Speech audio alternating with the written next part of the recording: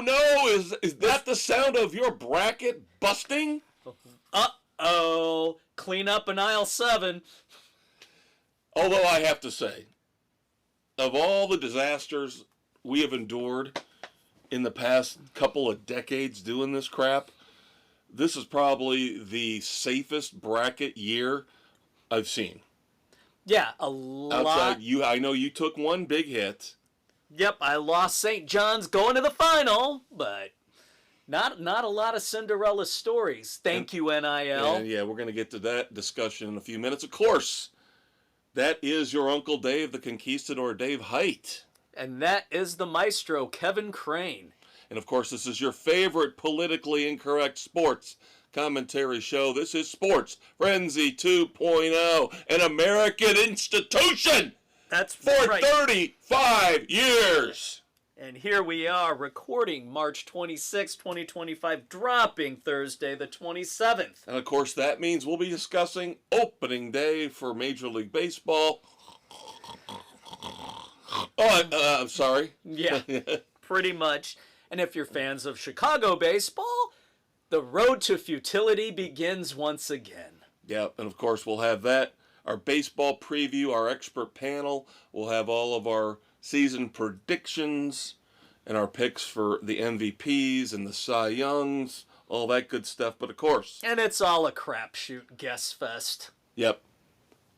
We do the season predictions for fun, tiebreakers if we need them for our baseball competition. Which it's come down to. Yes, it has a couple times recently. And the tiebreakers didn't even help, so we had to do the double secret World Series tiebreakers right. on top of that. But of course, we start off with your brackets, our brackets, everybody's bracket. The NCAA men's basketball tournament. We're down to the Sweet 16. And Dave mentioned this drops early on March 27th. That means later on today, we begin to whittle things down to the Elite Eight for Saturday and Sunday, and then next weekend, the Final Four. So, yeah, a couple minor issues with my bracket fucked me over. I did not have any faith in Michigan. I heard too many stories about Michigan having to play the last championship game Selection Sunday that afternoon. They're going to be tired. Yeah, no, they didn't look that tired. Nope. They've won 2 in a row. They're in the Sweet 16 facing off now against Auburn. Didn't have any faith in Mississippi. That one, I don't know. I didn't see that coming. But we went out on a limb, you and I did, thinking after UNC, snuck in. Yep, I thought they were going to take Mississippi out and then lose in the next round. Now, I'm sure there are some closet critics out there who are going to bag on me for saying this, but I could swear that usually every year at least one of those teams that wins in the first 4 carries over at least one more win. Yeah. And I thought it was going to be UNC. 2. None of them. Nope. None of them went past the first round. But, a lot of these, this is why I'm saying the bracket busting is it's a very small pane of glass that got busted. Yeah, nothing outrageous this year. Because all of your number 1 seeds are still alive, outside of St. John's. Again, sorry, Dave. Yeah. Your number 2s are still alive, so... It was a crapshoot. But this leads us into what you said at the top of the podcast. And a lot of people are hopping on this bandwagon, and rightfully so. NIL is doing what we fucking told you it was going to do. It's going to destroy the smaller schools. You have, right now in your Sweet 16, 4 conferences represented. Barely. If it wasn't for Duke. Right, you would have 3. Duke is the lone ACC school left. Yep. Yeah, and to accentuate that point, because you're absolutely right, you have got 7 teams from the SEC, which of course is by far a record one conference to have 7 teams in the Sweet 16. You also, as you pointed out, only have 4 conferences, the ACC, the Big 12, the Big 10, and the SEC, in the Sweet 16, which obliterates the previous record of 7. Yeah. This is ridiculous. And by the way, the transfer portal opened on Tuesday. What the hell is going on? 1,700 plus players. Over 1,700 players just in basketball entered the transfer portal on Tuesday, including, I heard, somebody from Michigan. Yeah. Yep. I mean, this is why is the transfer portal open in the middle of the fucking tournament? It's as bad as when the football portal was open during bowl season. The stupidity of college sports never ceases to amaze me. How fucked up everything is. And this is why now we don't have Cinderellas. We don't have mid-majors advancing farther than maybe the second round of the tournament. It is pathetic. It is, and I am telling you, I know we're not the only ones, but we fucking told you so years ago on this. When everybody started bitching and pissing and moaning about, let's pay the kids, let's make sure we pay these kids. Yeah, and we said, this is going to destroy college sports. And we are at the precipice. Yep. It's a joke. It's an absolute joke. And I'm starting to hear people jumping on the bandwagon. What was it, JJ Watt this week? You know. Yeah. Finally seeing the writing on the wall. Yeah. Let's call them what they are. They're professional athletes. Starting to hear a lot of people saying the shit we were saying years ago. Don't give them scholarships anymore. Nope. Make them pay for it themselves. Yep. Because we know goddamn well they're not going to class. Why would you with getting the NIL money? They bank it. They don't have to worry. Another example of what you're talking about. A lot of commercials I've seen since the basketball tournament began, especially with the female basketball player from LSU talking about one of those apps on her phone that helps her manage her finances. Yeah. I'm like, am I going to fucking listen to a 20-year-old who spins a basketball on her finger telling me how to manage my money? And then I start thinking, the app is paying her and fulfilling that. Yeah, then I start thinking she's her. Probably already made more money this year than I'll make in the next 10. Ugh, stupid. It's a fucking game. A multi-billion-dollar industry. All right, so let's go through some fun facts revolving around the tournament this year. I don't think this is a fun fact, but this, again, tells you where we're headed. St. Francis. If you remember, we just talked about the first 4 games. St. Francis lost a heartbreaker to Alabama State. That was one I remember. That was the first game on the agenda. Yep. And we all picked Alabama State, and it looked like they were going to choke it away until the last possible second. Well, that loss, I don't know if it's that loss, but still, it looks like that loss helped contribute to the fact that St. Francis will now, starting in 2026, drop back to D3. Wow. They are pulling themselves out of D1 basketball. They're going to drop to Division 3 in 2026. Holy crap. Then, of course, you've got the coaching carousel going on. Oh, God. Now, this is one of those picks where I was sitting there and I was telling you guys about, okay, I underestimated Michigan. I underestimated Mississippi. I swear to God, I never would have thought McNeese would have beat Clemson, especially, and that's really the big upset to me of the whole tournament. And that's your 5-12, right? Yeah. That was one of your 5-12s. We did get a couple of the 5-12s, which we get every year. So Clemson lost to McNeese in the first round because I I would never would have changed that pick because McNeese's coach, before that game, Will Wade announced he was leaving for North Carolina State. Yet somehow those kids rallied and still beat Clemson. It was their chance to get a win in the tournament, to showcase what they could do. So yeah, that one blew me away. I was like, there's no way. These kids are going to give up. They're going to go home. Coach is leaving. Nope. So kudos to the players. Kudos to Will Wade for sticking around and getting them through the first round. Yeah.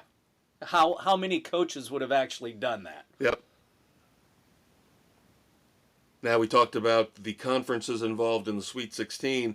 The Big Ten had a very impressive first round.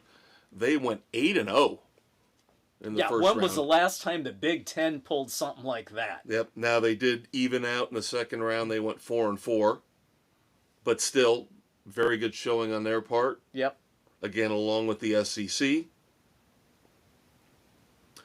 UConn. We'll talk more about UConn throughout the show, and even, I think at the end. Yeah.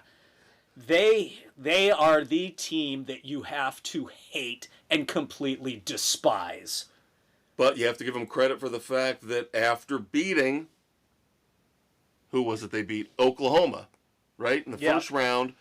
And then they had that really close nail-biter with top seed Florida. When they beat Oklahoma, that was their 13th straight tournament win, tying Duke's all-time record, at least since the 1985 change in the size of the field. Yeah.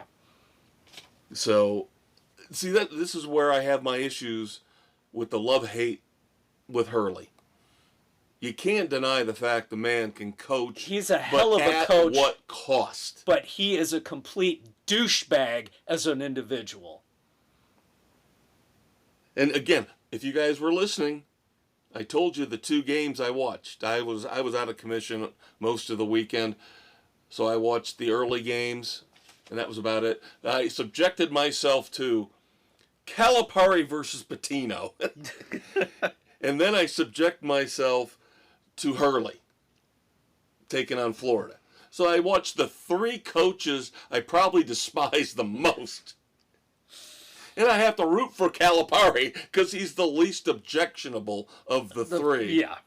Ugh. And I'm watching that poor guy, that coach for Florida, looks like he's 15 years old.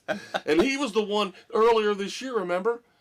They had all those allegations against him. Oh, yeah. Down in Gainesville.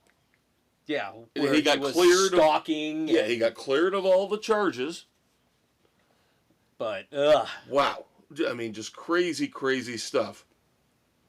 Kansas, who lost to Arkansas and John Calipari, that was their first round loss in the tournament since 2006.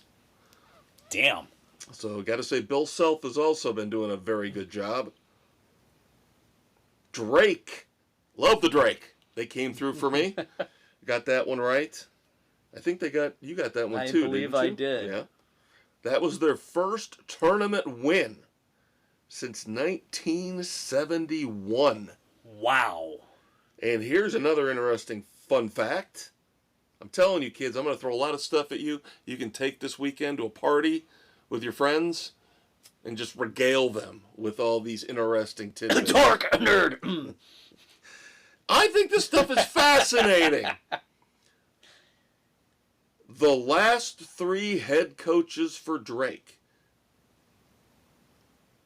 have all been hired by Big Ten schools in the last few weeks.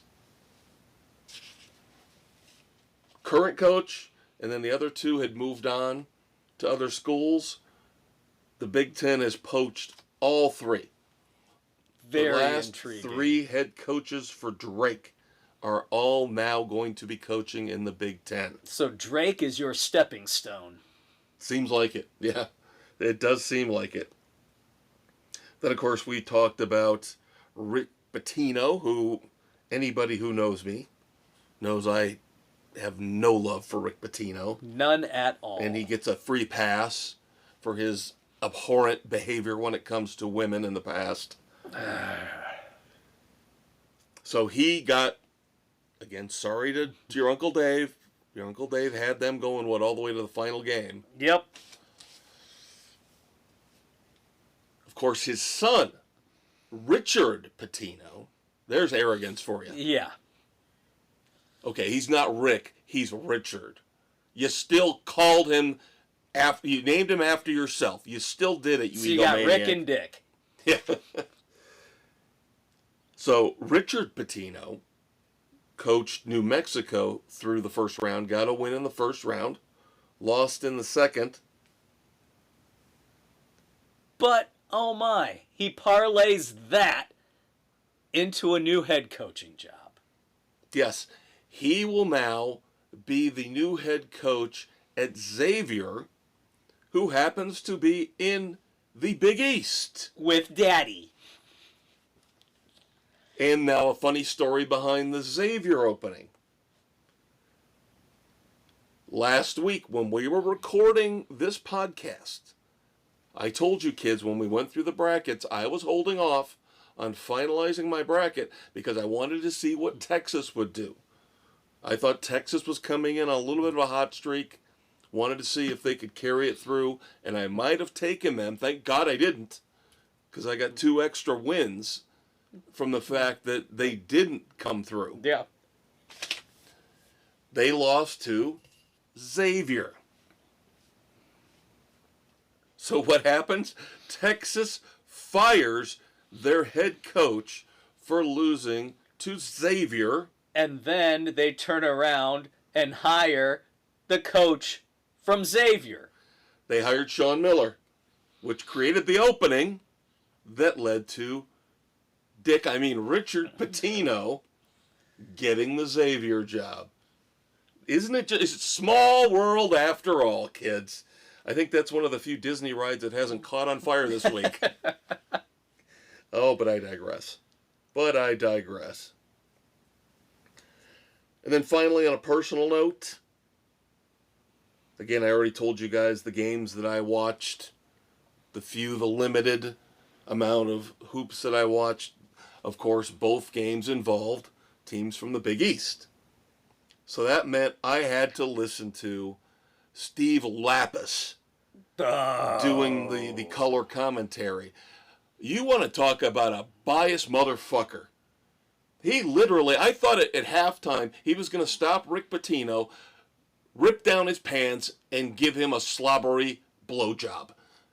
He acted like Rick Pitino could do no wrong. They're calling this game. It's so wrong. Oh my God, I can't believe what they're letting Arkansas get away with. Oh my God.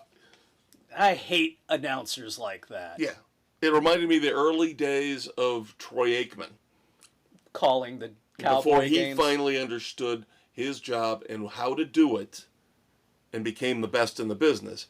But the first couple years, he was a biased motherfucker. Yes. When it came to doing Cowboys games. Yeah, Steve Lapis, I don't need to hear his ass on any games anymore. Just especially get rid of him. Especially when it comes to schools from the Big East. He's and I know he coached in the Big East. But still, come on. Your job as an announcer on a nationally televised game, you're supposed to be unbiased. Good luck getting that out of almost anybody, though. Yeah, I know. And it's this disease that seems to run through now with all these broadcasters. It's like with football now. Everybody, for some reason, wants to be Gus Johnson and yell and scream all the time. Nobody needs that. Oh, my God, a 4-yard run! I've never seen a 4-yard run like that in my life! Oh, my God! It's Gus Johnson disease. Yes. They've got to do something controversial. They've got to say something controversial. They're trying to be the next Madden. There is no solid, intelligent commentary anymore.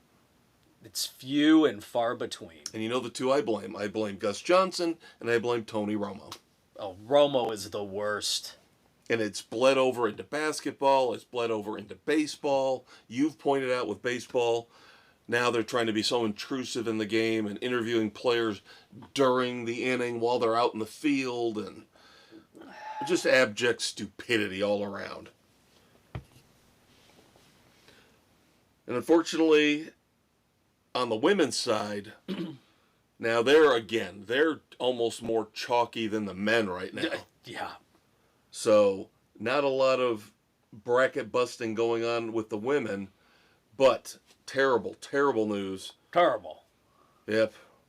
USC's JuJu Watkins, arguably the best player in women's basketball on the collegiate level, tears her ACL. That was heartbreaking to see. Yeah, that hurt. And we joke around, and I know, we don't cover women's sports as much as the Snowflake Yahoo Daily Newsletter or a bunch of other places out there. But we respect women's sports. I would like to see it stay women's sports, but that's a topic for another day. That's a whole nother game. But yeah, seeing JuJu Watkins go down, that hurt. That sucks so badly. That will take a lot out of the women's tournament. Yeah. She was almost must-see TV. Yeah, now, the question is, what's she going to do? Is she going to sit out her entire junior year now? Come back as a senior? Because I don't think redshirting is an option, because she's going to want to go pro either way. Right. Once her knee is healed up. She won't have to redshirt. Right. In order to, She can just sit out with the injury and then play. I would think that would be in her best interest to get through the rehab and then play her senior year to get back into full game shape before going into the draft and taking on the WNBA. Yeah. Yeah, but it's just terrible. Again, I know. I love Charles Barkley. Terrible, terrible. But, yeah, this one, for all the mocking I do about sometimes the overabundance of coverage of women's sports, this hurt. This sucked. This sucked bad. Yeah. Seeing her so go down. bad for her. Yes, absolutely. So that's going to do it for basketball for this week, at least for the collegiate ranks. Dave loves it when we talk NBA. That'll be coming later. But I did post all the picks as you threw me under the bus last week. I said all you had to do was the Final Four. I did. And it still took me 20 minutes. Because I had to put everybody's Final Four pick in, everybody's championship game pick in. Sometimes. Oh, you loved it. You are the one person in this world I can tolerate above all others, and you still grate on my nerves once in a while. Mission accomplished. All right, so we go from collegiate basketball and our brackets. And again, there's a conspiracy going on behind the scenes, I believe, with our competition. I will not go into detail on it right now. Next week, of course, I will fill you in on how we're doing, our panel of 8. Bill right now is currently winning, and I have issues with it, but I will wait until we see what happens over the weekend before I... Pass final judgment? Yes, before I go nuclear on what I think potentially might have happened. Again, another example of me being too nice of a guy. Yep, we had that discussion this past Monday at our get-together. Yes, our quarterly Sports Frenzy meeting. 3 were missing. Where we... The usual 3. Well, 1 because he lives out of state. But Right. the other 2 miscreants, regular no-shows. Where we eat cheap boneless wings and drink cheap beer. Yep, Busch beer in a can. And regale each other with tales of... Drink her Busch in a can, what? what we've been doing for the last 3 months. But we move on to baseball now because we have our season preview. Last week we gave you our bracket preview for the men's tournament. Now, the busiest time for Sports Frenzy continues. Now it's time to preview the 2025 Major League Baseball season. Now, let me give you guys, I do this once in a while. We talk about our competitions, and some of the time, if you're just jumping in, you're probably going, what are they talking about? We have 5 competitions among our panel of 8. We have a panel of 8 experts.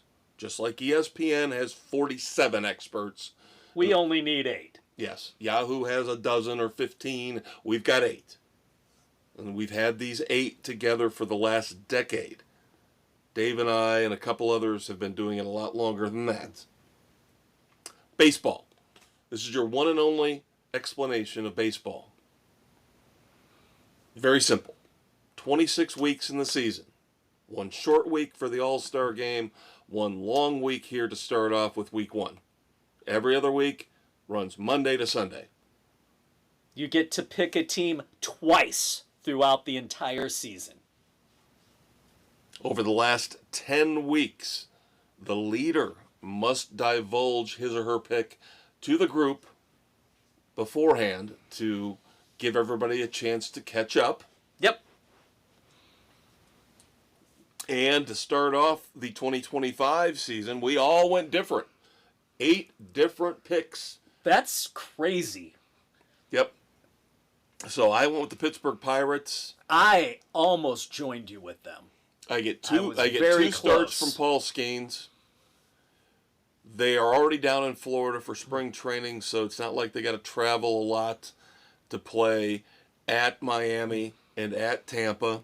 Tampa could have the weakest team they've had in a long time. Miami always sucks. So Skeens should get me at least 2 guaranteed wins. I still think the Pirates lineup is good enough to... They should be able to do They should be at least a 500 team this year. Yeah. Now, at the end of this long week, they do go back home and have to take on the Yankees. If they can get me 1 out of that 3-game series, I'd be happy. There you go. You go with the big boys. I'm going with the big boys. I'm taking the Dodgers out of the gate. I want to try and establish some decent win totals to kick things off. But now last year I had to clarify this for Bill. The games in Japan do not count. Sam, I'll give him credit. A few years ago, he had no interest in this whatsoever.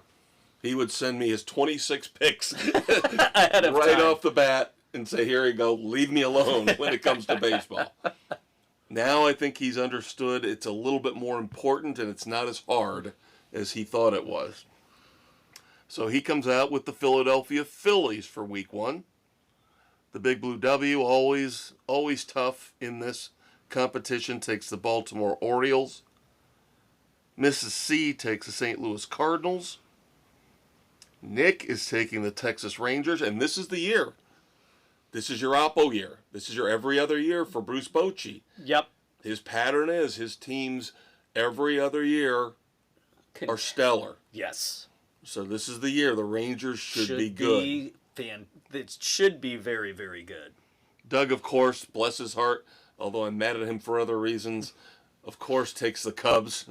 Homer. I don't like the start to the season down in Arizona, taking on the Diamondbacks. They've got a rough start. They're going to have to go against, Zach Gallen, Corbin Burns right off the bat. Yeah.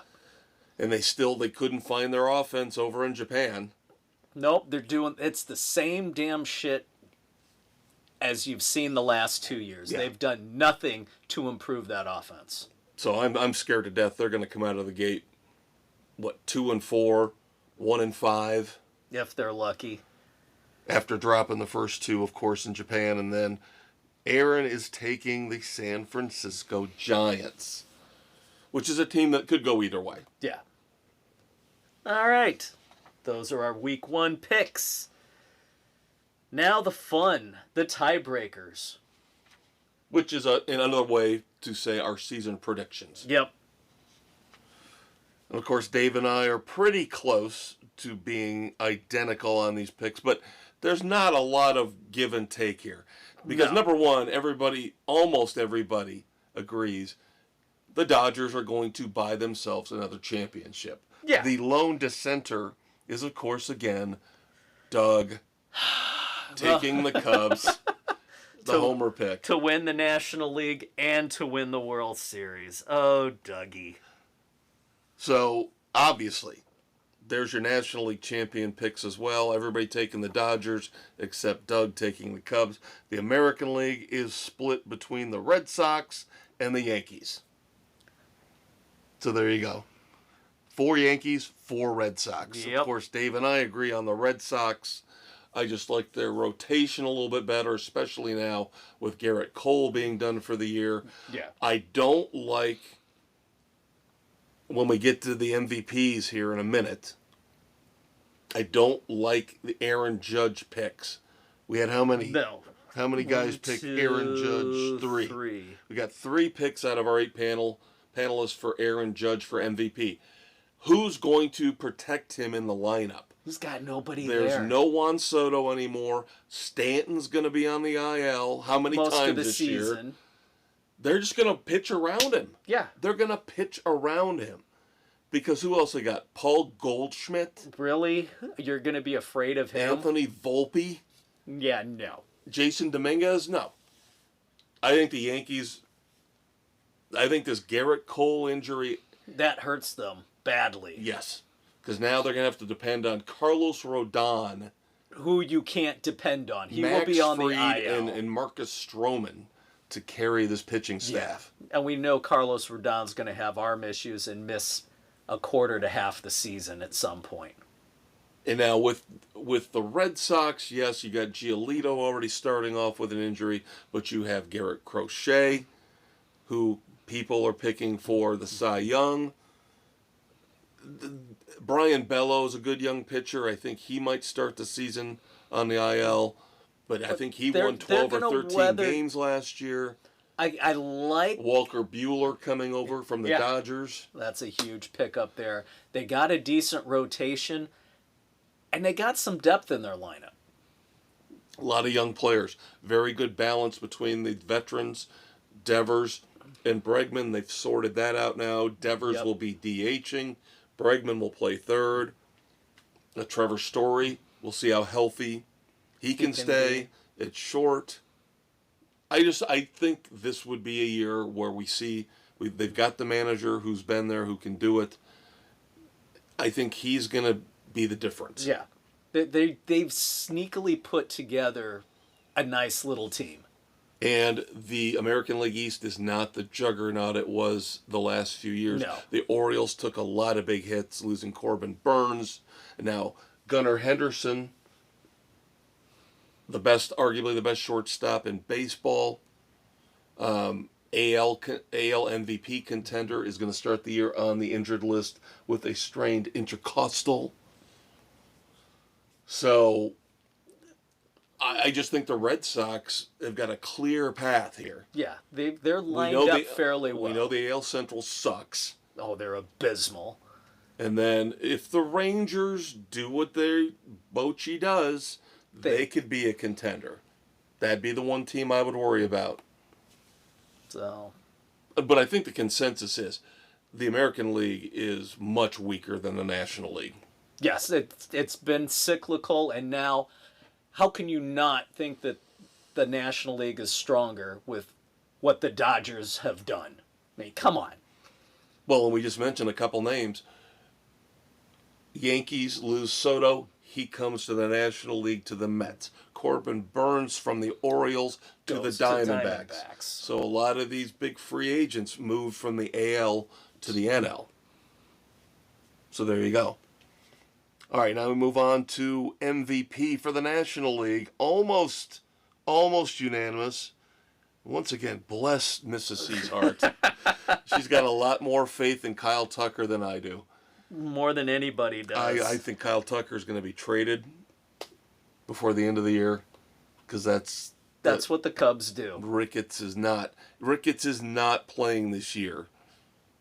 Wide open, spending the money. No, they have so much money left in the pocketbook. Oh, but we got to have it to make some trades to be able to pay for guys at the trade deadline. You have to get in contention to be able to be a player at the trade deadline. Idiots. So, of course, the obvious pick, Shohei Ohtani, for everybody else but Jen taking the Cubs' Kyle Tucker. Yep. Then in the AL, this is where I didn't want to go with the crowd. You had the two consensus picks for the most part, Aaron Judge, Bobby Witt Jr. I had to stray away from this, of course. I wasn't sure Witt Jr. was actually going to get all that much love from this panel.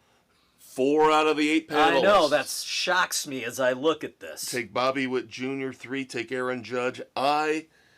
Since I'm taking the Boston Red Sox to get to the World Series, I'm going to take Alex Bregman. There you go. It would have looked great in a Cubs uniform, but not for $40 million a year. No. But I think he needs to now take the next step. Up. He needs to take the next step from decent, occasional all-star to he needs MVP. To be the guy. Yep. And Bobby Witt, I've already talked about Aaron Judge. Bobby Witt, I love Bobby Witt, but do I trust the Royals?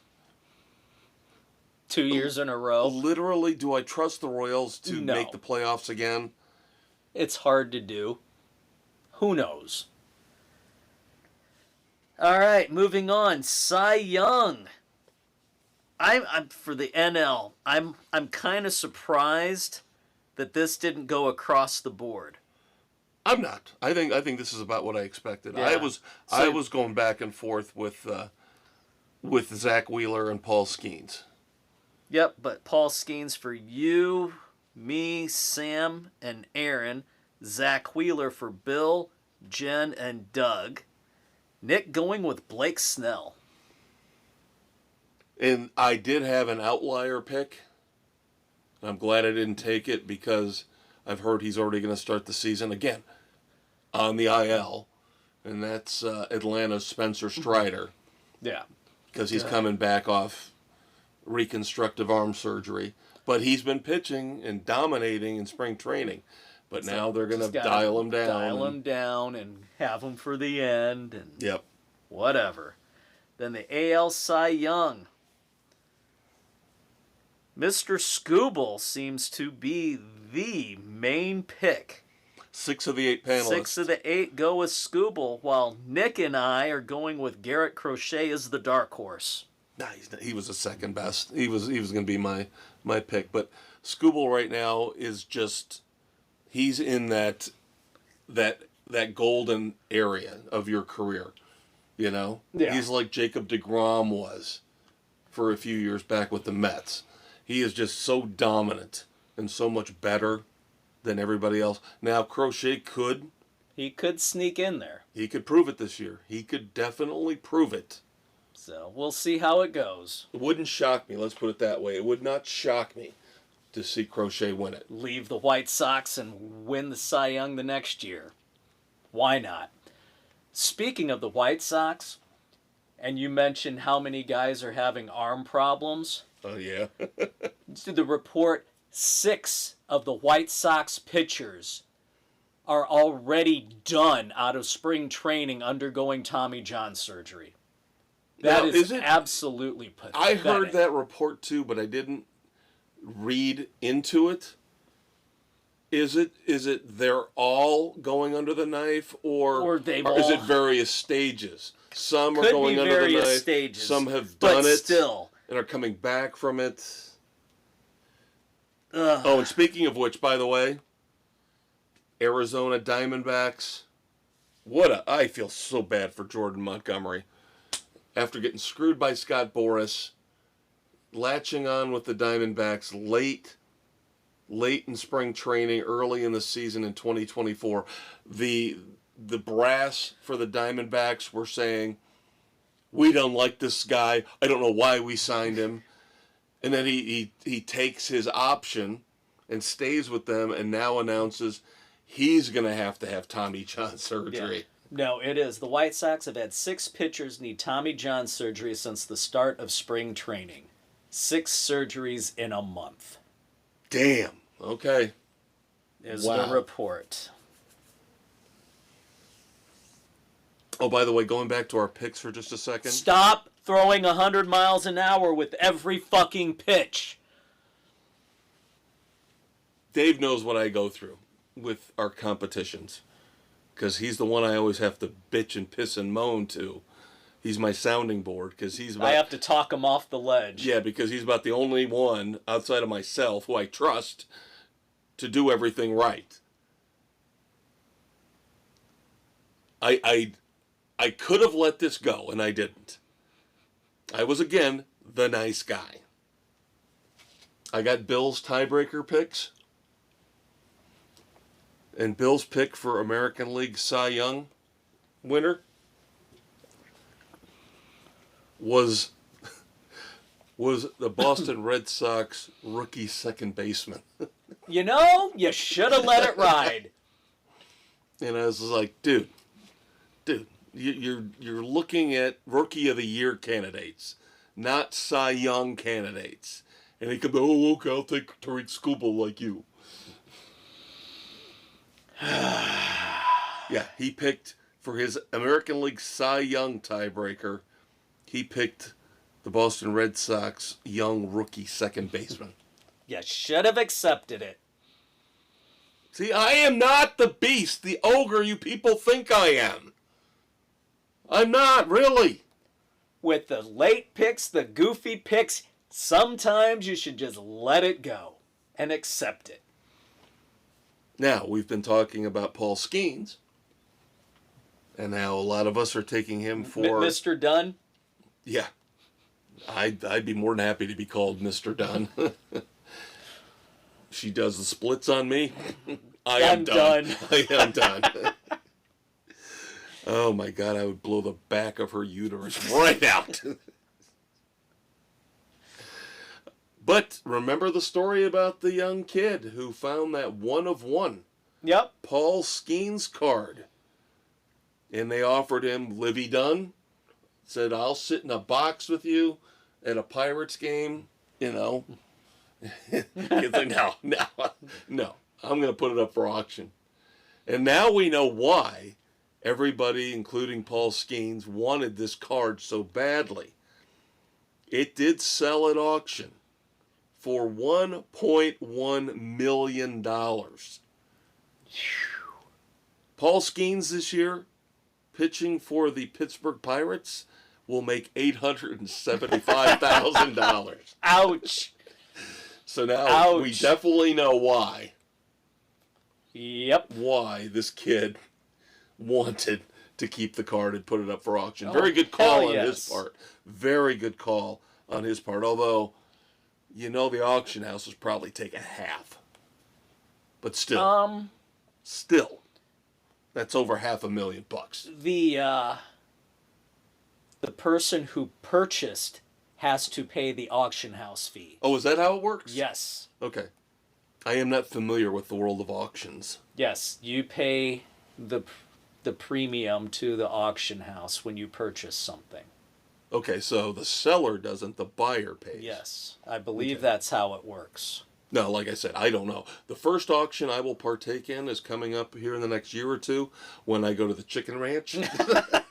And I start bidding on the ladies with the last of my savings. When I find out I have incurable cancer, hopefully not cancer of the dick. Anyway, I digress. Oh, by the way, on the weekend edition next week, I'll be reviewing Anora. Spoiler alert. We'll get more into that later. And then finally, here, a couple last little notes on baseball. We've given you all of our season predictions. Yep. We've told you who we're taking for week 1. You can always find those picks no later than Monday morning on our Facebook page. Yep. We will post our weekly baseball picks. They're due in late Sunday afternoon. I will always do my best to get them out there on Facebook Sunday night, but sometimes I just want to have a life. There you go. So it might not happen until Monday morning. It's all good. So, Thursday, March 27th, is opening day. And you want to know why baseball is so fucked up? Now, I don't know what MLB network's got on. I'm sure all day they're going to be running games and live check-ins and all that. But we know this is the last year for ESPN covering Major League Baseball. Dave, I'm going to give you 2 guesses. There are 2 games that are going to be televised opening day, Thursday, March 27th. Would that be the Dodgers and the Yankees? Wow! Your mental abilities are amazing. Gee, I am so surprised. It is amazing I even guessed that. Yes. Said no one ever because it's so fucking blatant what ESPN does. Yes, ESPN Thursday afternoon will be covering the Yankees home opener. I believe that's against the Brewers. And then, of course, after that, they will go over to the West Coast for the Dodgers home opener. Shocking beyond all belief. And then I do have one signing, one contract extension to report. A little bit surprising, given we're talking about more of a mid-market team. Not small market, mid-market. The Seattle Mariners. I guess it is truly difficult to find a catcher that you really like for your team. It's very, very hard, very few and far between. They love Cal Raleigh. They must love Cal Raleigh, their catcher. He's 28 years old.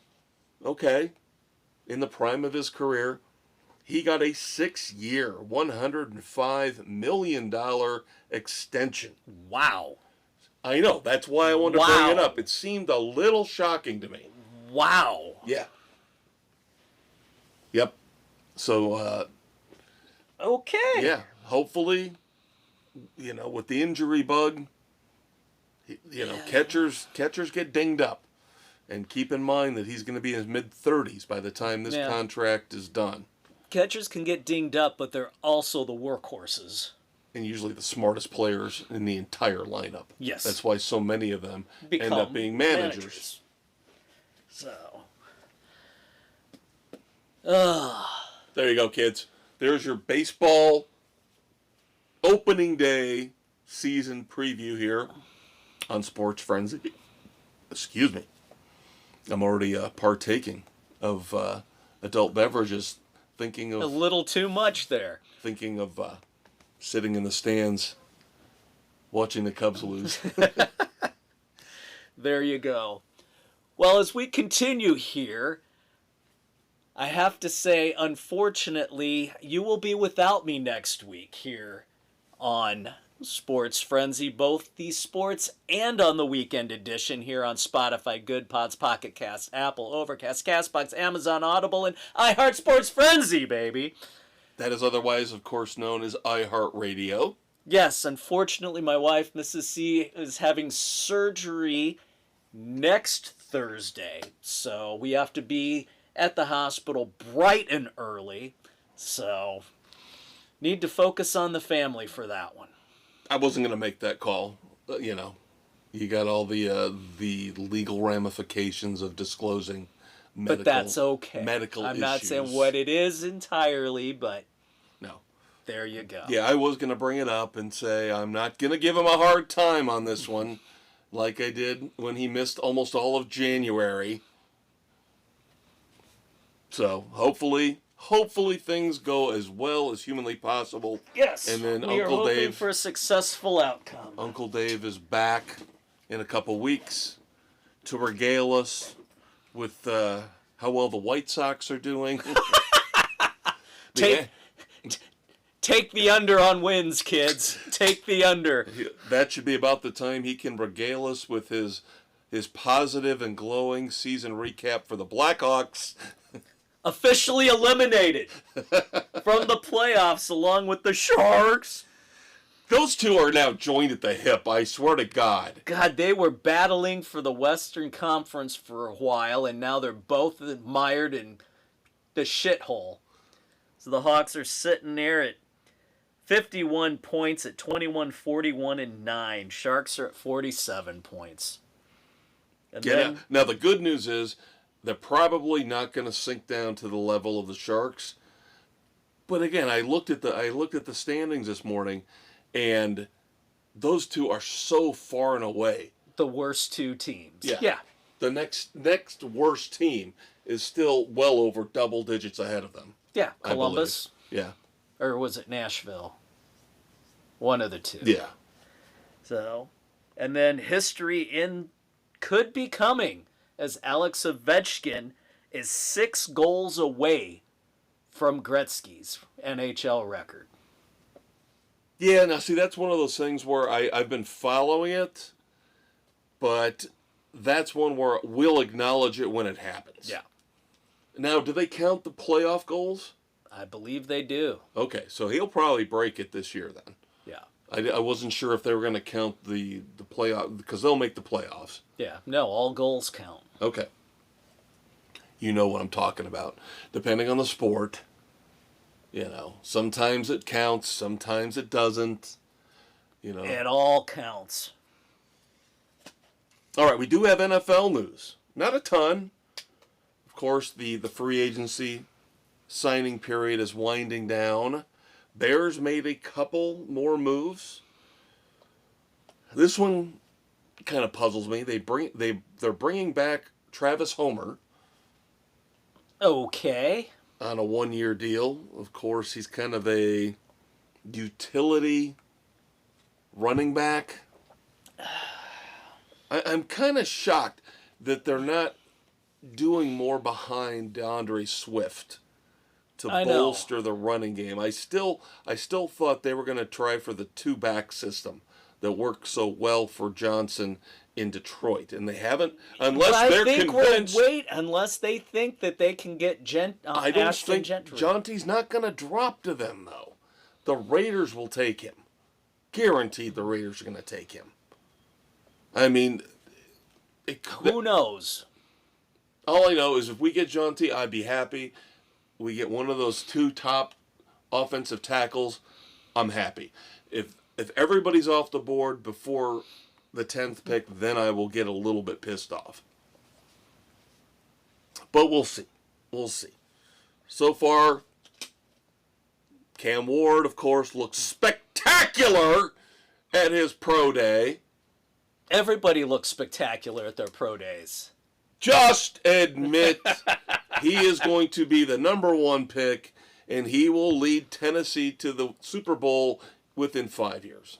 It'll be Tennessee versus Chicago. Cam Ward versus Caleb Williams. Oh my God, what am I going to do? What am I going to do? Do you honestly think the Titans can put a team around him? No. No, So there you go. No, but this is what happens with most of these young quarterbacks. Hopefully not Caleb. The Bears. But there's a reason why they're getting picked at the top of the draft, because the teams that are picking them suck balls. And it's going to take years and years. Somehow, some way, the whole Jaden Daniels thing just happened. Planets aligned. You had a change in ownership. You had a change in coaching. Yeah, you got the right coach coming in. Maybe the right offensive coordinator coming in with Cliff Kingsbury. I mean, that was the exception. That is not the rule. Now, if the Bears would have fired Eberflus going into next year, Which is what they should have done. Now, could you have gotten Ben Johnson a year sooner with the prospect of having a number 1 quarterback pick and putting a team together? There are people that say he was waiting for the Bears, one way or the other. So maybe because they didn't fire Eberflus, Which was at the end of last season. The Bears aren't the only one. It's stupid beyond belief. But the Bears aren't the only team that pulls this shit. It could happen with Cam Ward. They could very easily. It's going to happen probably depending on Shedeur Sanders, and if he gets past Cleveland to the Giants, it could happen with Brian Daboll getting fired after a year. Yeah, of course, the Giants are going to have like 15 quarterbacks the way things are going. Since they just got Russell Wilson on a 1-year deal. And, of course, Jameis Winston on a 2-year deal. And now the debate is raging in New York Of course, number one, they're laughing at how this could be the most entertaining quarterback room out there right now with Jameis Winston, Russell Wilson, and Tommy DeVito. Yeah, Jameis Winston gets a 2-year, $8 million deal with the Giants. Supposedly knew he was looking Isn't at that a like a law backup firm? role. DeVito, Wilson, and Winston. I love that. I love that. Yeah, Russell Wilson's deal is a little bit interesting. It's a 1-year deal, $10.5 million guaranteed, can be worth as much as $21 million. So, again, I always wonder about these 1-year deals that aren't fully guaranteed. You give them a minimum, and if they can exceed expectations, they get the full bit. We'll see. And of course, I listen to a lot of New York sports radio. It seems like everybody's kind of 50-50 on this, who should be the starting quarterback. A lot of people really want to see Jameis Winston just one more chance. Just fuck it, Chuck. Yeah, yep. Malik Neighbors get 150 catches.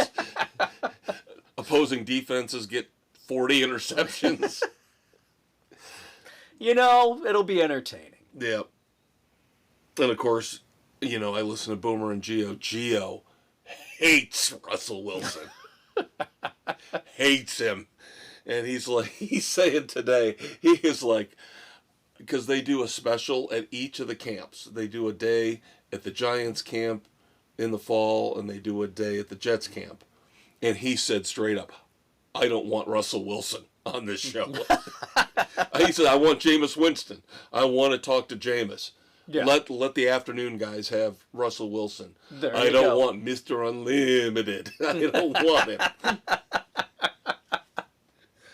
Oh. And then going back to the Bears real quick.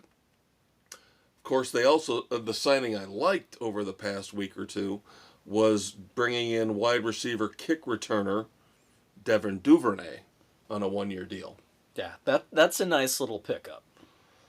And of course, we'll have to see what kind of a kickoff situation Devin Duvernay will be dealing with, because the rules committee getting ready to lay down the law, and literally lay down the law.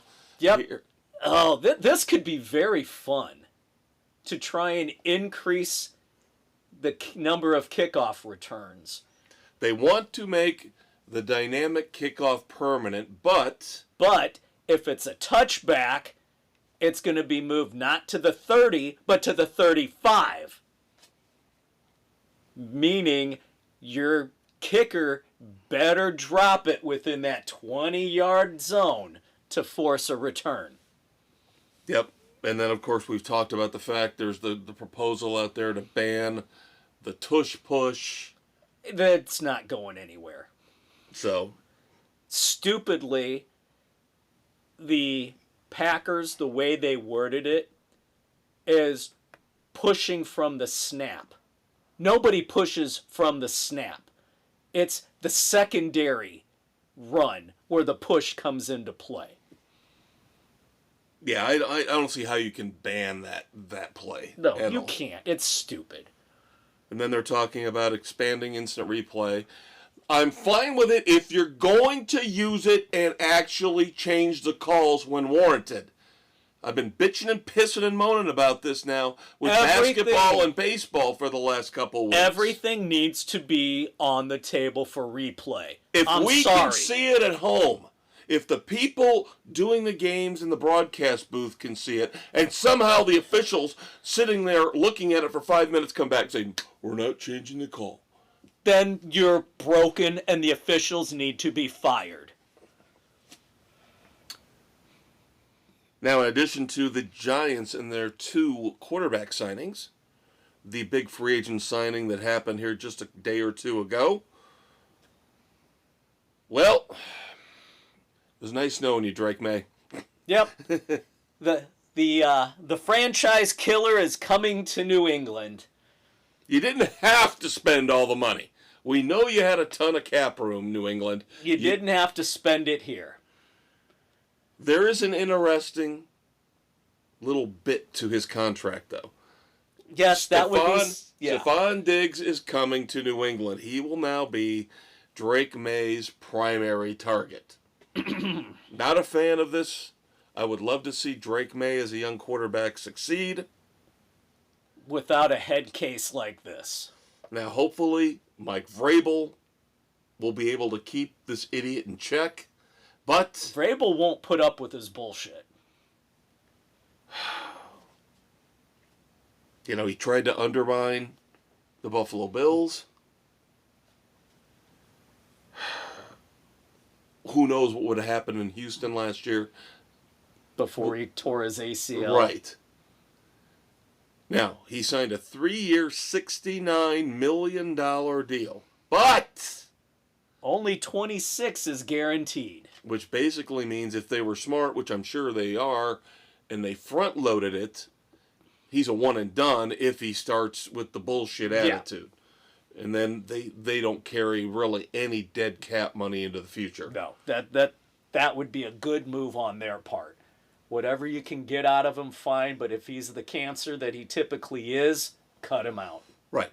And this will force Stephon Diggs to play ball, be a nice guy, don't rock the boat. And then next year you can come back and say, how about we rework the contract and give me some more guaranteed money? But he's going to have to prove it this year. Yeah, he needs to have a reality check. If nobody wants him, he's got to realize he's the problem. Yeah, because again, if his ego gets in the way this year, he's pretty much a one and done, and it's not going to kill the Patriots. Nope. They can go right back out on the market next year.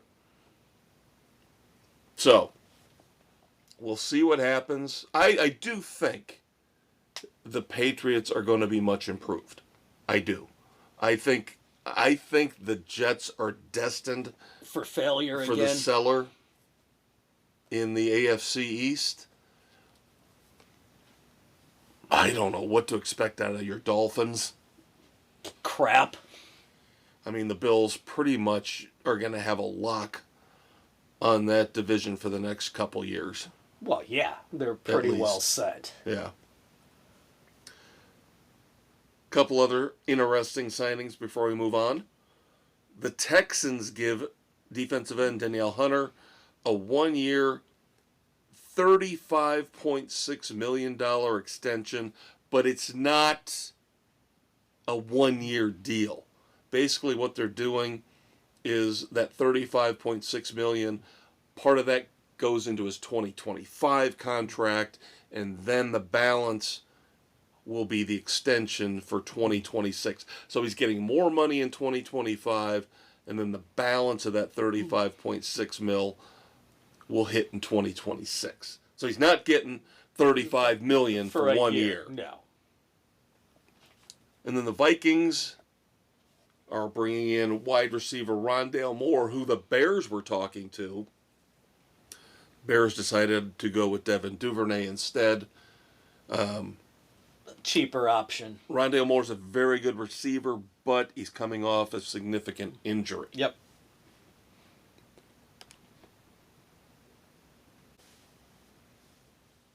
All right, so we talked about the collegiate ranks when it comes to basketball to start off the podcast. Of course, they're pretty much professionals anymore. But now, the way to getting paid. But now we will actually talk about the quote-unquote true professionals. So talk a little bit of the NBA here on Sports Frenzy 2.0. And by the way, even though your Uncle Dave has already given you a rundown of all the platforms where you can find us, and I've already told you, don't forget to check out the Facebook page every weekend for our NASCAR picks and our baseball picks. I am going to, because I'm getting harassed, not by Dave, at least not on this topic, but by all the experts out there are telling me I need to find a way to get Sports Frenzy onto YouTube. I am working on it. I still don't like their requirements that they want. We'll find a workaround. Yes. But no, you will not see us. No, we're not going to do the video stuff. You're just going to see the logo like on the Facebook page, and then you will hear our beautiful, mellifluous voices. Oh, no, that would be too much to try and do. What, a dick pic? What are we talking No. about? A rotation of the previous incarnations of Oh, the different logos? I don't know if that'd be... Well, I'd have to look into YouTube. Once I get approved and I've given them my blood and semen and, whatever the hell else. Sign away your firstborn. Yeah. Which would be easy at this point. Yeah. Be easier for you. You had the snip job. I didn't. My boys, as far as I know, still swim. Although the pool is very stagnant with leaves and moss on top of it. But supposedly they're still swimming down there. And they're like those prehistoric fish. Deep, deep down with the fluorescent eyes and skin. They're like the desert frogs that await the rain. Yeah, like the ones that every once in a while wash up on the shores in California. Like, wow, we didn't know that existed anymore. Where the hell did that come from? Come, no pun intended. Oh no, full pun intended. All right, so we're working on YouTube. And of course, Dave has mentioned he's going to be off next week, so maybe that'll be a good time for me to look into that a little bit more. But on to the NBA. On to the people that really, truly should be paid to play basketball, even though they don't play. Yeah, who take nights off anyway. So your team, the Boston Celtics, sold for $6.1 billion, the most ever for a North American sports franchise. Crazy money. I don't see it It's tapering off anytime soon. It's not going down anytime soon. No, it does. The Celtics don't surprise me. Because of the storied franchise that they are. And we know the NFL, those franchises are all going to just keep going up and up and up until all of Roger Goodell's fuck-ups finally catch up with him. But I don't, again, you and I are still boggled by how the NBA is, quote-unquote, so successful. Well, we always talk about record ratings for everything. We didn't mention the NCAA tourney had record ratings for the first weekend. It's getting to the point where it's just stupid to mention it for any sport because we know it's record ratings no matter what sport you're talking about, men, women, whatever. But back to the NBA. So Celtics sell for a record. Congratulations to the Oklahoma Thunder being the first team to 60 wins this season. Okay, now, before you move on, because it's perfect segue, can I put in my sports Clint Eastwood Badass of the Week? Yes, you can. Because it happens to be Shai Gilgeous-Alexander, who plays for the Oklahoma City Thunder, SGA, who should be the MVP of the league this year. In that game, where they won their 60th of the year, Shai Gilgeous-Alexander joined only, listen to this prestigious small group, Michael Jordan, Wilt Chamberlain, and Oscar Robertson. He is now the fourth. 65 straight games in a single season with at least 20 points. Damn. So, Michael Jordan, Wilt Chamberlain, Oscar Robertson, and now Shai Gilgeous-Alexander. That's impressive. SGA is my Clint Eastwood Badass of the Week. Absolutely. Now, little bit of breaking news here. Your Uncle Kevin hadn't heard this yet. No. So, there is a proposal among the NBA owners coming out about starting an 8 to 10 team European league where franchises would sell for $500 million to get into it. Ownership would be split 50-50 between whoever buys into the team and the NBA, similar to the WNBA model. So they're trying to go to Paris and Berlin and London. The snake eating its own tail once again. And I hate this. It's a money grab trying to pull in to bolster everything going on over here. Well, every sport's doing it now. Every sport is doing it now. They're cannibalizing on the popularity of the sports in America and then trying to make all the money overseas. Whether it's Roger Goodell continually taking home games away from American audiences, live American audiences, and giving them to Germany or to the UK or to Australia. Or Brazil. Yep. NASCAR going to Mexico City this year. It disgusts me. It does. I'm a tribal Just guy. stop. I am a Teddy Roosevelt fan. Isolationism. Protect your own. Protect your borders. Protect your own. I don't care what you think of me saying that. All you snowflakes out there. I have other issues where I would probably be a little more copacetic to the liberals out there, but not in this case. I've always believed in the Teddy Roosevelt philosophy of ruling. Yep. Protect your own, strong borders, isolationism, take care of your own first, worry about the rest later. Damn Woodrow Wilson and the... Yeah. What was it? The precursor to NATO? Yeah, what was that called? The Four Nations or something like that? Yeah, something that escapes me right now. Don't quote me on that, kids. It's been a long time. Yeah. I don't read that kind of nonfiction. The nonfiction I read is rock and roll biographies. But interesting. No, I did not hear about this. I did not know that. Does it shock me? No. Absolutely not. No. But it is something I did not read about. I did not hear about it. So, scoop goes to your Uncle Dave on that one. In other NBA news, the Milwaukee Bucks' hopes for a title may have taken a fatal blow. And I keep hearing, we had this happen recently with San Antonio and Victor Wembanyama.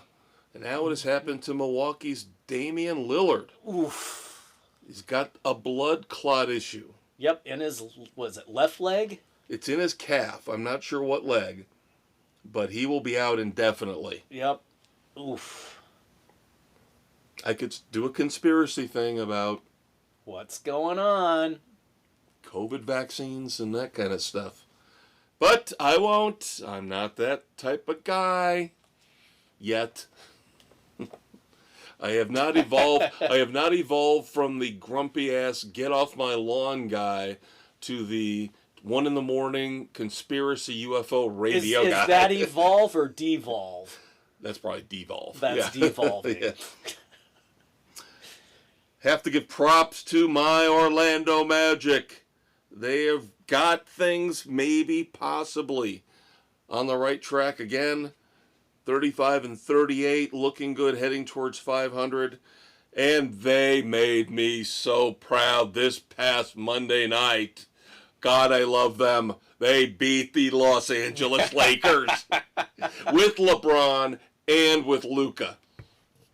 Nice. Loved it. Loved seeing it. The Magic are 35-38. Here's the problem I have right now with the Magic.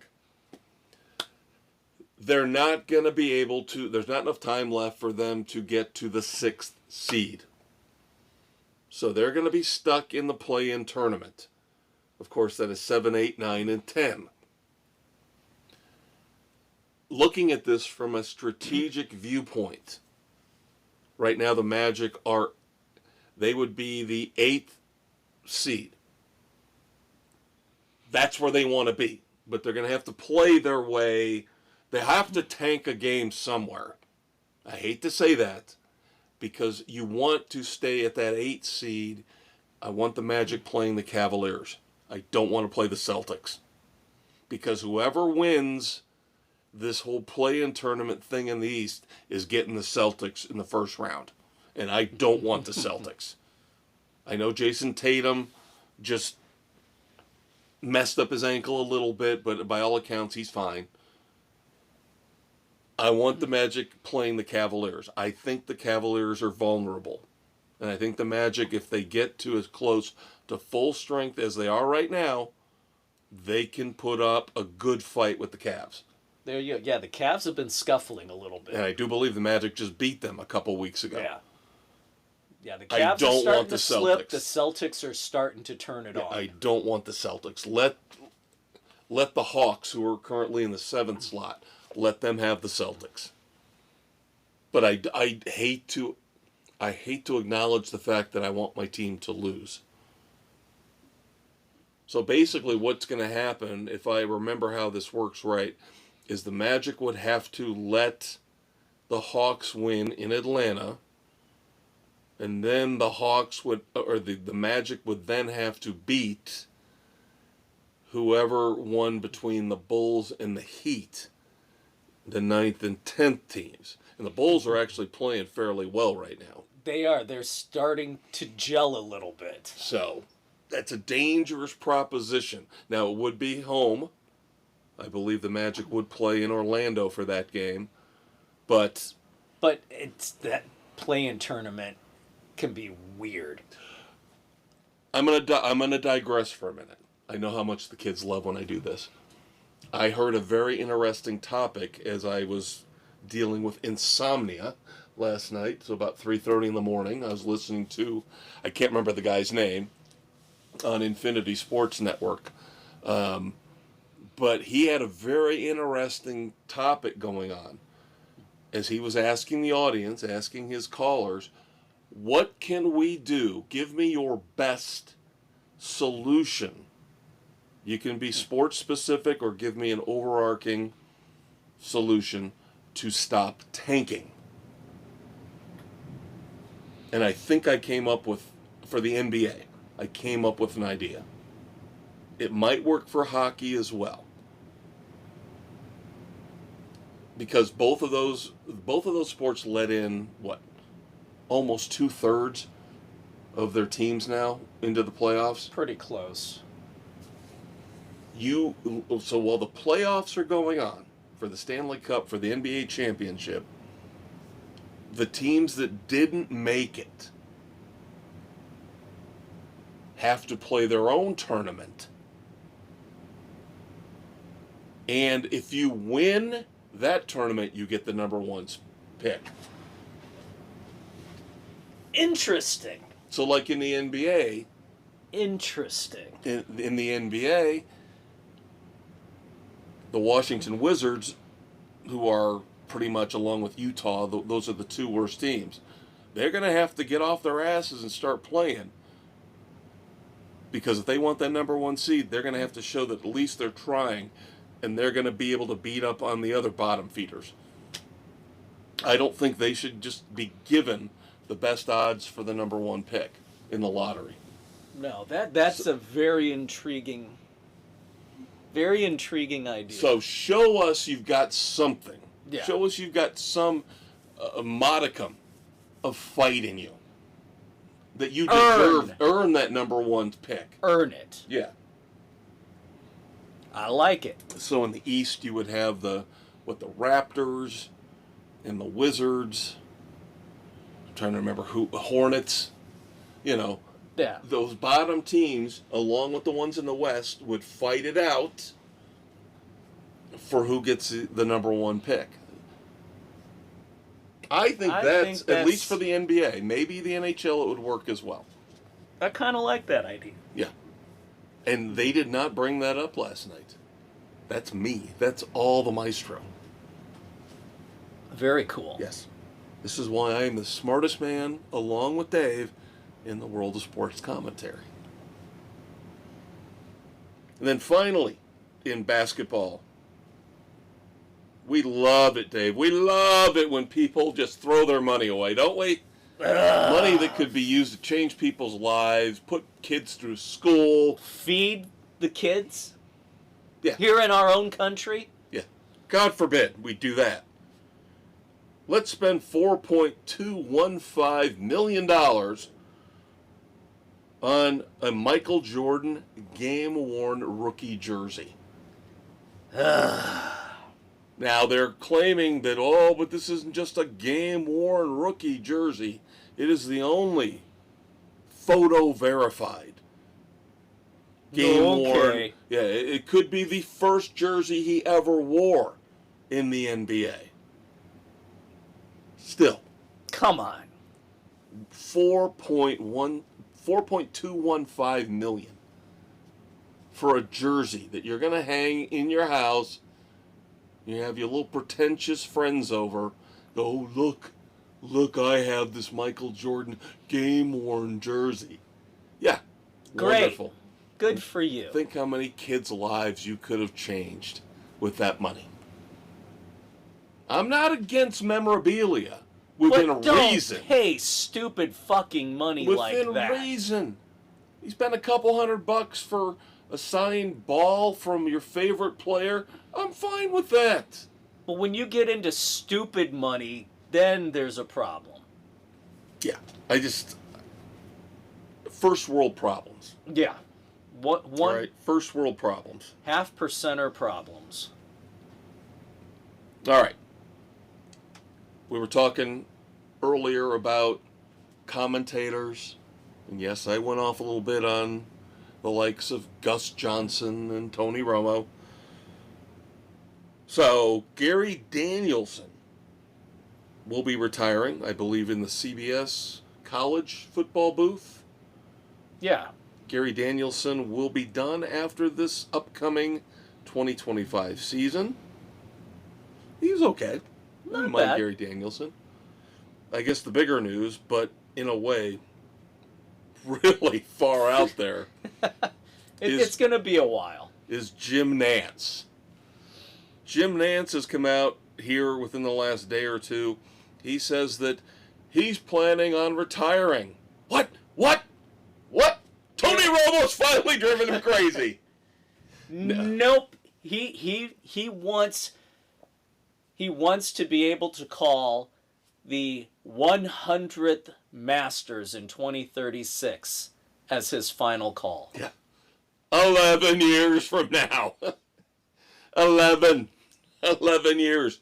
He says, God willing, my health holds up, and Augusta and CBS want me to be there. I'm going to go back to what I just said. Is he going to survive Tony Romo? That's the question. He could be calling it from prison if he winds up killing Romo.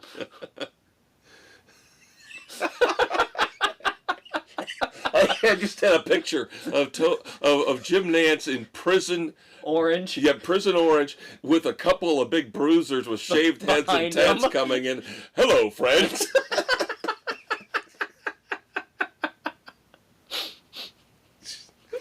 Sorry. Couldn't resist. Hello, friends. Sticking with golf. Lots of golf here to discuss before we move on to moments of silence and, of course, the Red Foreman Dumbasses of the Week.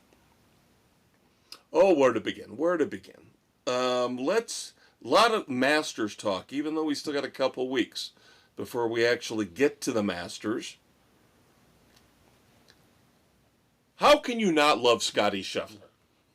After the whole bullshit arrest last year and how he handled that. Now, of course, he has to pick his dinner as the defending master champion. They have the dinner. Right. So he picks the menu. And he picked the same menu that he did the last time. Because he's a two-time champion at Augusta. Except for one change.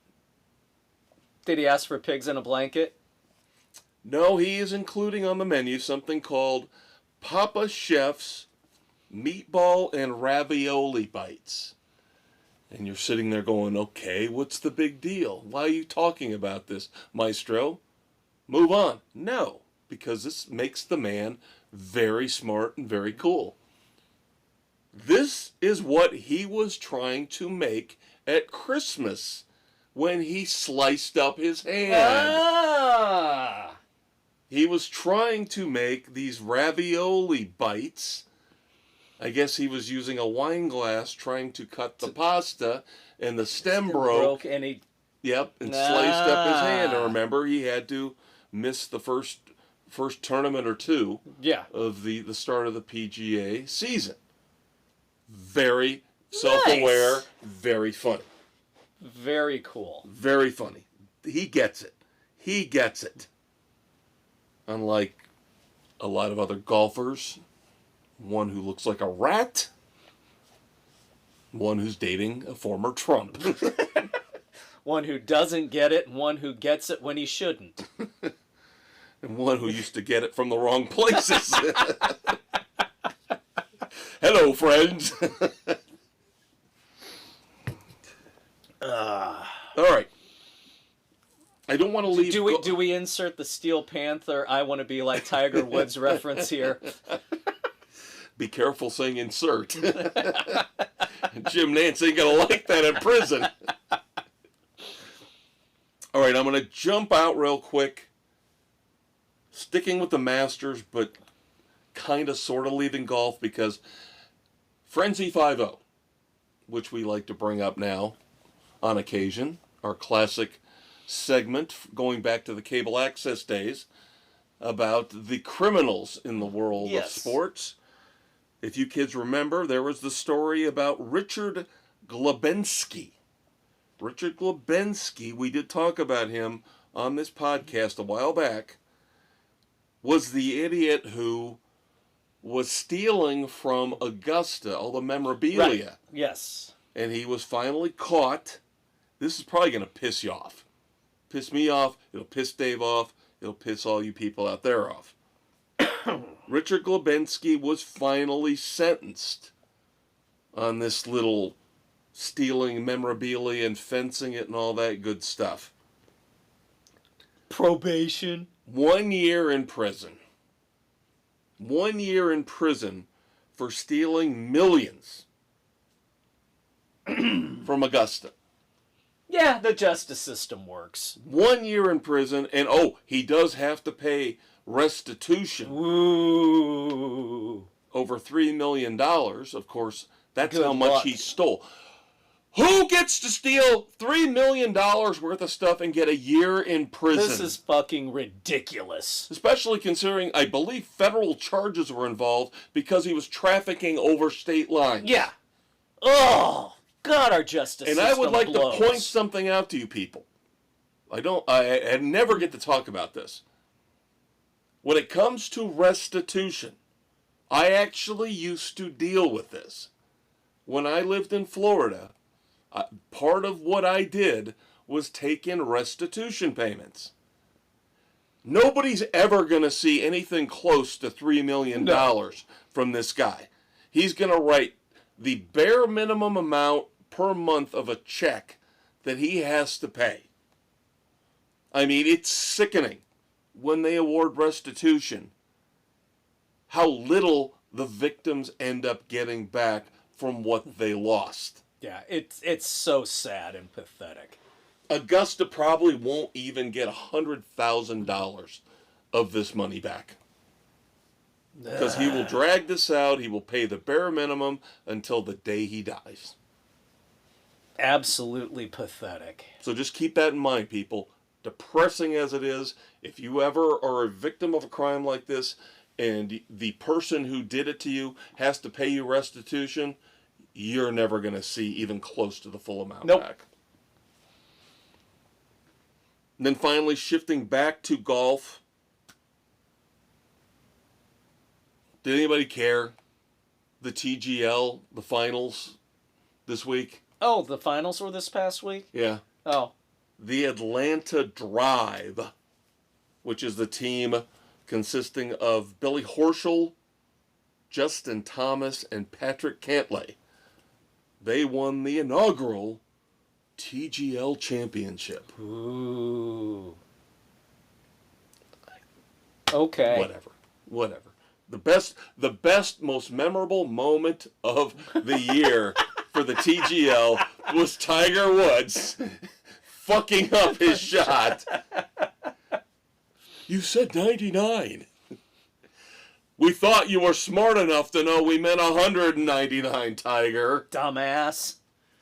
Oh, but I'm dating a Trump. All right. With that being said, we move on to moments of silence. And I am not trying to be facetious in any way, one gigantic, significant moment of silence.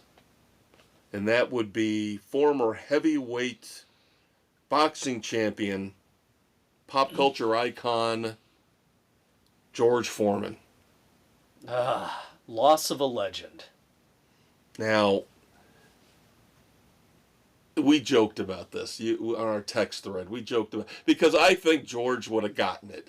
I think George would have laughed along with us. We were joking that all his pallbearers will be named George. Yep, and there would be a grease trap underneath his coffin. He would have enjoyed it. He would have. He would have. He was one of, as big of a boxer as he was still a down-to-earth guy. Yeah. Jovial, full of life. And we hadn't really heard a lot from him recently. No. And he wasn't that old. He was in his 70s, but not that old. No. Not like Gene Hackman old. Yeah.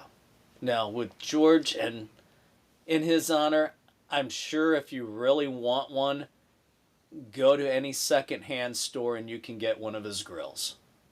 I've got one. I think you guys might have got me one. Picked one up for me in a secondhand store when I moved into this house where the studio is. Yeah. And it's still sitting. It's still sitting there. We had gone through two. We had gotten the small one just after we got married. Right. With the two of us. Then we upgraded to the bigger one when we had the boys. And we used that quite often. Yep. It was a bitch to clean up. That was always my fear. It was a pain in the ass to clean. Yeah. But it was, oh my God, the grease that dripped out of there. Holy smokes. Thoughts and prayers out to the great George Foreman family, friends. Yep. George Foreman, a reminder of when boxing was great. Yes. The golden days. Yep. Because wasn't he the one? Didn't he take out Frazier? Down goes Frazier. Down. I think that was Foreman. I seem to recall somebody discussing that this week. Wasn't he and Ali the Rumble in the Jungle? Might have been, yeah. Yep. Now I gotta verify that. No, it's all good. As Dave's doing that, we will move on. We have to pivot, as we always do. Yep. And we have 5 nominees this week for the Red Foreman Dumbasses of the Week. I'm going to start off with a personal one. Yep. For me, this will probably... Confirm Rumble in the Jungle, 1974. Foreman versus Ali. There you go. Again, back when boxing mattered. Back when it was great. So I'm going to start off the Red Foreman Dumbasses of the Week with a personal one that made me so happy when I discovered it last night. Locally. An asshole beyond belief who kept me from listening to local sports radio. We live a little over an hour, maybe an hour and 15 minutes outside of Chicago. Dave and I are Bears fans. I'm a Cubs fan. He's a White Sox fan. He's a Blackhawks fan. A lot of Chicago influence here. You guys wonder why I always talk about New York sports radio, is because I could not listen to The Score, the big sports radio channel out of Chicago, primarily because of one fucking asshole. And that asshole's name is Dan Bernstein. And he finally got his due. I find out last night that Dan Bernstein was finally fired from The Score. Yep, last Friday. also lost his seat on the board of directors at a charity that you said he helped get off the ground. Called Camp One Step, which was a charity related to childhood cancer, which will make the reason for his firing all that more egregious and terrible. And believe it or not, the story involves, it's a fish story. Yeah, he's an avid fisherman. He posted a picture, caught, I believe, a pike. Yeah, very nice size pike. And what was it? A troll. And of course, you have to have enough, in this day and age, a thick skin. And self-awareness not to be baited into anything. Somebody got to him on his social media when they saw this picture and accused him of killing the fish? Yeah. And Bernstein came back and said, no, I released it back. Catch and release. Successfully released it back into the wild. The guy came back at him, and Bernstein goes, how dare you insult my conservation efforts, and basically threatened to fight the guy. And they went back and forth, and then Bernstein decides to threaten to out the guy's name, where he lives, and to get the kids involved. Not good. No. And that, of course, will tie in to why he was kicked off the board of Camp One Step. But this is not the first thing he's done. This is not the first time. He had the issue last year with Barstool Sports, where he didn't like the way he was being addressed. Yeah. What was it? A guy called him Dan, and he said, you don't know me well enough. Call me Mr. Bernstein or something like that. Yeah, he called him Bernstein and said, you don't know me enough to call me by my last name. Maybe that was it. So. Or no, called him Bernsey. Well, it's something. Because that was his it's still an overreaction. Yeah. It was still. And that's what he did. Always. He was an arrogant ass. If he didn't like your opinion, he thought you were stupid and called you such on the air. It's about damn time he got his comeuppance. Yeah. And I think that was the reason why he turned me off almost immediately when I listened to Boris and Bernstein. Back in which the is day. a classic show. Classic show. Uncle Terry was great. Dan grated on your nerves. But yeah, he was an arrogant, pompous asshole. And yes, I know it's got to be extremely difficult to deal with some of these callers on these talk shows, because some of them can be extremely irritating and ignorant. But again, it's number the one, way you handle them. Yeah, just like with social media, have a thick skin. Let the idiots bounce off. Maybe once in a while, give an intelligent, non-violent response, which is what I do.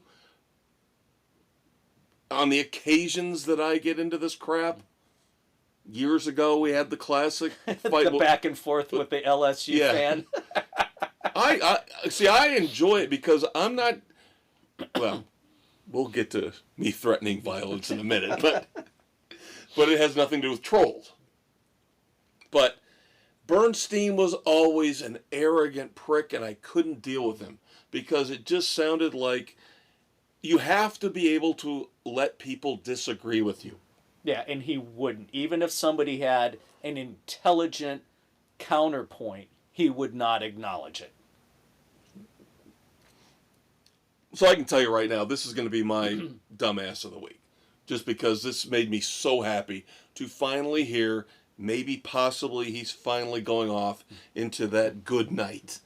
And I can start maybe possibly listening to Chicago sports radio again, although I am disgusted and sickened by all the support from everybody on the score about, he was such a great man, he was such a wonderful human being. No, he was an asshole.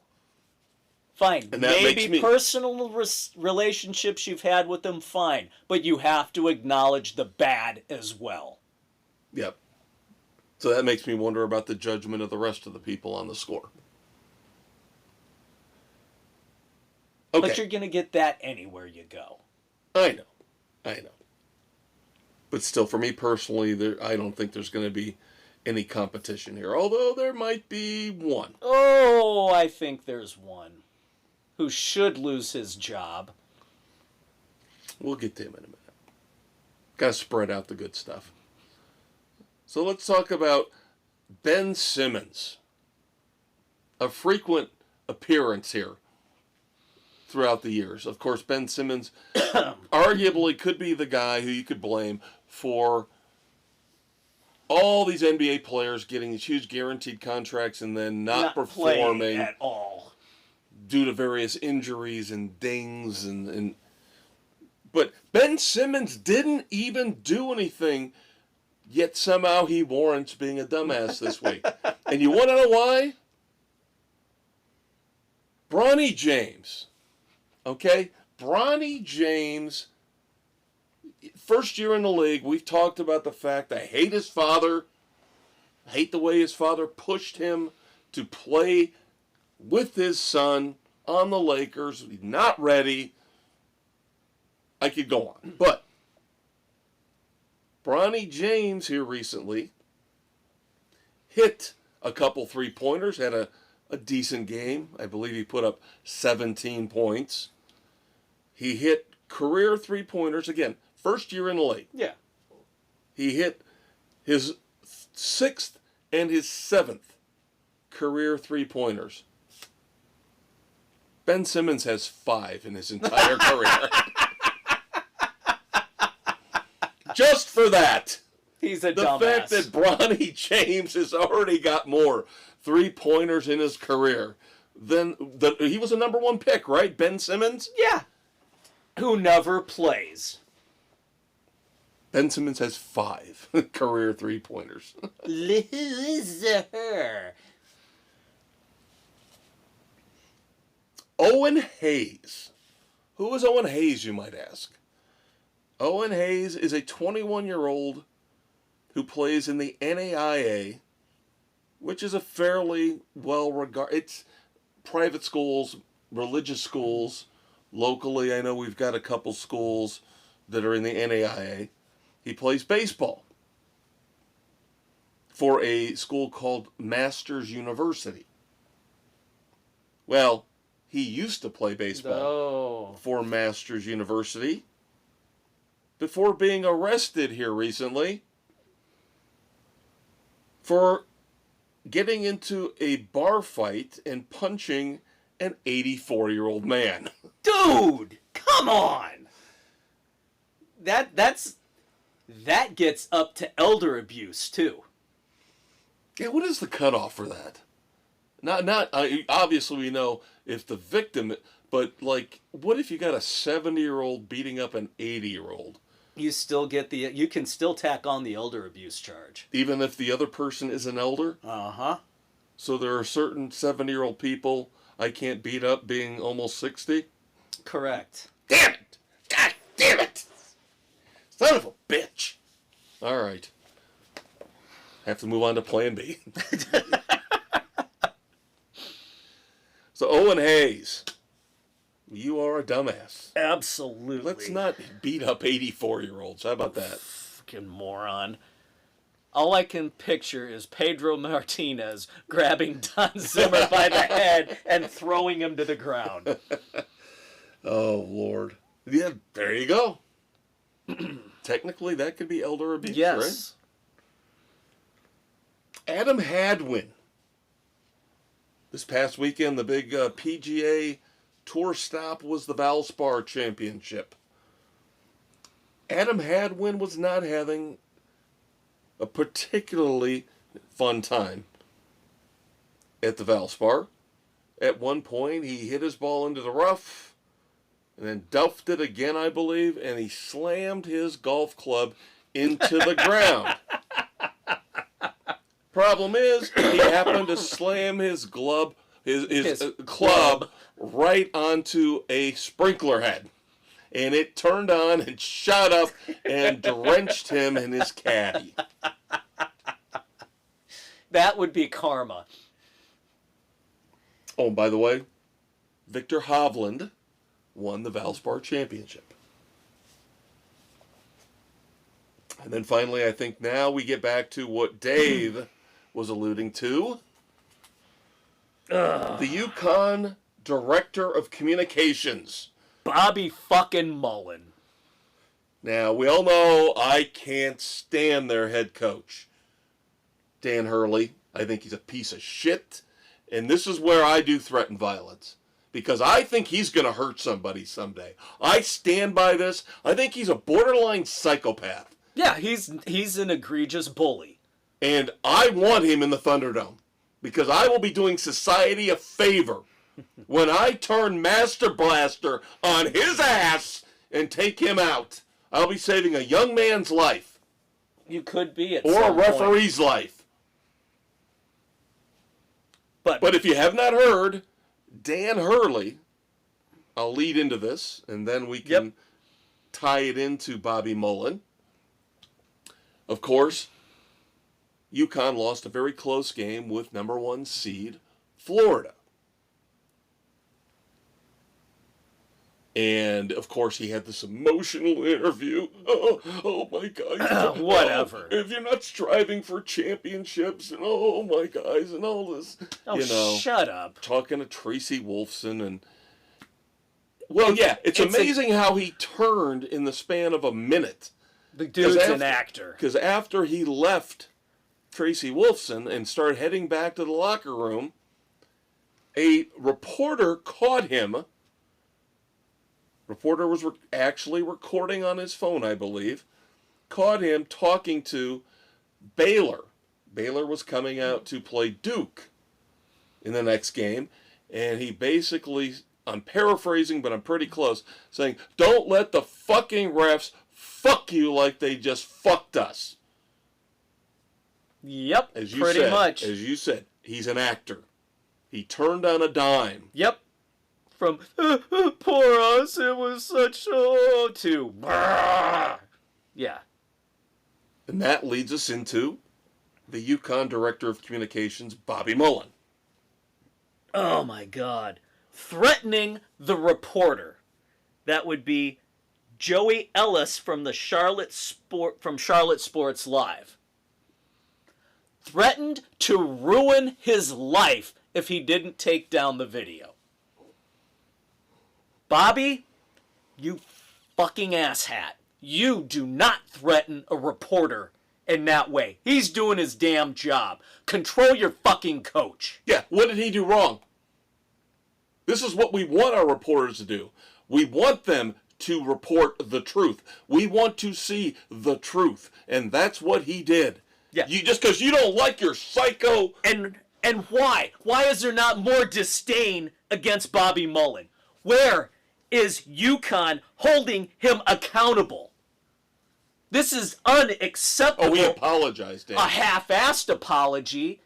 No, as a director of communication, this is not how you act. He should be losing his job over this. I completely agree. That is so unacceptable. And again, you point out a deeper issue.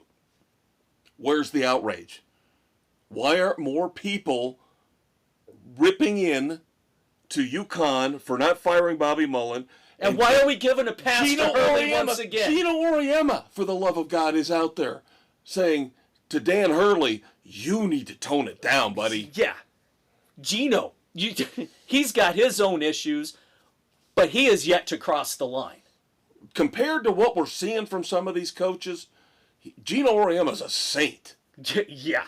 Compared to what Huggins did, what Hurley's doing, and even Bob Knight crossed lines. Crossed lines, big time. I will still say, recent memory, Jay Wright is the only big, successful head coach that I know of who was able to conduct himself, wore a suit. He conducted himself professionally. Won championships, did it the right way, but then he even, just like my boy Jim Larinaga at Miami, said, I can't deal with this NIL bullshit. Yeah. I can't deal with this transfer portal crap. Yeah, but no, fuck UConn. And you know who dodged a bullet, by the way? We never talk about this. The Los Angeles Lakers. Yep. As bad as I thought hiring J.J. Redick was, It turned out to be the absolute right decision. Because if they'd gotten... LeBron James wouldn't have put up with this shit. Oh, no. Not at all. No professional player would have put up with this shit. No. And I can't see Hurley changing his ways that much. No, he is who he is. He likes to bully young boys. He likes to bully referees. He likes to bully the media. Yep. And I again am an saying it. egregious asshat. And I'm saying it again. You come after me, buddy. I still open challenge to the Thunderdome because I will be doing society a favor by knocking your teeth down your throat and ending you. Because I will be saving lives. Because I'm telling you, it's going to happen. You have all the traits of a psychopath. And you need to be stopped. You need to go to counseling. You need to step away. I'm scared for your family. I'm scared for the kids you coach. I'm scared for the referees. I'm scared for the UConn administration.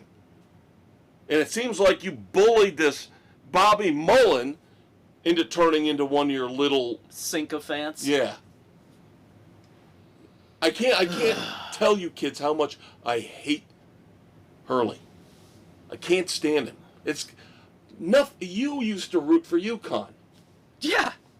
Back in the day. Yeah. When they were on the rise. Jim Calhoun. Jim Calhoun was a class act. And I get it. These coaches are under a lot of pressure.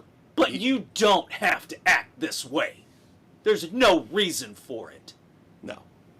Hurley takes it way, way, way beyond anything I've ever seen. Even Bobby Knight. Even Bobby Knight. He would cross the line, but he would come back. Hurley's just out there, and he's not coming back. Yeah, I've heard rumblings that they're going to have him in studio. For the rest of the tournament? Or for parts of things. Oh my Why God. do you want anything to do with this douche? And how does that look for the media? Where they won't back up one of their own? Yeah, it's pathetic. That is my dumbass. And you know I would be with you 100% if it wasn't for this week happening. To Bernstein. Yes. Yep. Because that man ruined Chicago sports talk radio for me. But yeah, this would be a week where I would love to pick twice. Yeah. I would love to go double dumbass. We could do that. But alas. All right, so we'll run them down, but we've already made our selections. Ben Simmons, Owen Hayes, Adam Hadwin, Bobby Mullen, and Dan Bernstein. You already know who we've selected, so there you go, kids. Weinstein and Mullen. Yep. Is that another law firm? Yeah. From a bad hell. one. Yeah. They represent mob bosses, child molesters. Jesus. The worst of the worst. Don't forget to check out the weekend edition. The last time you're going to hear the wonderful dulcet tones of your Uncle Dave for a couple weeks. We're going to be reviewing Craven the Hunter. We're bringing back cassette classics. Yep. And we're going to catch you up on Reacher, Tracker, The White Lotus. We'll have our movies and TV news. And I've got a book. And we'll have, of course, pop culture dumbasses. So, do not forget to check out your Saturday morning hangover cure this coming Saturday morning, March the 29th. But until then, say goodnight to the kids, Kev. Oh, you son of a bitch, you turned it back on me. That's your Uncle Dave. I'm your Uncle Kev. I'm saying goodnight to the kids, Kev.